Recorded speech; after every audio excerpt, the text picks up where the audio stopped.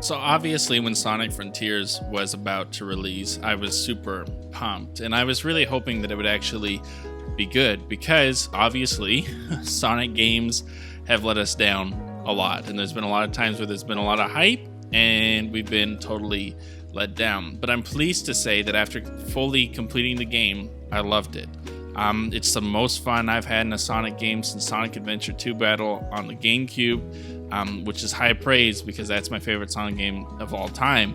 And I was just blown away by what a blast it was and how much fun it was to actually play this game. And so today I just want to break down for you guys some of the things that I think worked. Like, why is this game fun? Why are Sonic fans enjoying it?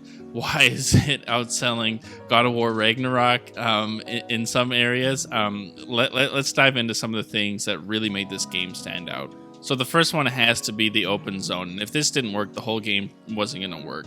And the thing I want to say about this is that if it ain't broke, don't fix it. Meaning that it's obvious that this is taking inspiration from Breath of the Wild. But the thing is that kind of gameplay works where you're thrown into this world and there's no real direction and you need to go figure out what you need to do and progress. And this was insanely fun to be thrown into this world, to be thrown into these different zones and just go. And there's a million different ways that you could go. There's a million different directions that you could explore and discover new places and new secrets and new challenges that each zone had for you. And the amazing thing about it is that whatever you did and however you accomplished the task at hand, it was completely up to you. And there were so many ways to progress, which I think was insanely smart on Sega's behalf, because one of the problems about games like this is sometimes you can be given all these tasks, and if you really just hate a certain task, it can really slow down the amount of fun you're having. But there are so many ways to progress the story and to continue that if you wanted to skip the whole game, you could just go fish with Big the Cat. If you wanted to discover all the puzzles, you could do that. If you wanted to race through the different kind of obstacle courses, you could do that. You could go into cyberspace and play through some classic levels. That there were so many ways to move forward that it really helped people be able to have fun, that if there was a certain aspect of the game you didn't like, you honestly didn't have to play that. And so that was insanely fun. And then on top of that, the music was incredible. Whether you're in cyberspace or whether you're just in the zone, the tracks were great. It made you love being in that world, gave it atmosphere. Obviously, Sonic games always have very good soundtracks, but this one was no different. It was really incredible and something really special, and it really worked.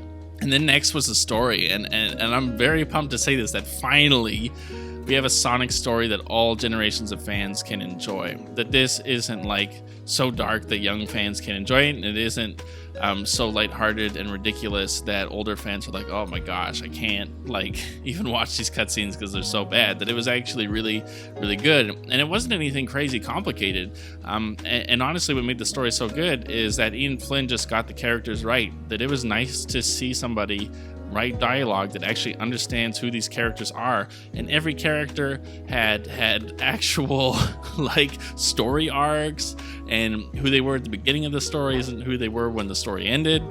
And so that was incredible to see, especially because given the last like 10 years of Sonic writing, we have had like a drought of any good stories. And so it was awesome to actually have good dialogue, interesting character moments, seeing character development, not cringing at every single cutscene that appeared or constantly wanting to just skip them. But instead, I wanted to see what was next. I wanted to see the next cutscene. I wanted to see where this story was going. I had so many questions, and even still, I don't fully have all my questions answered. And it's cool to sit there and be like, wow, like a story that was actually thought-provoking, that I wanted to see what happened next. It was awesome, and it really worked for me.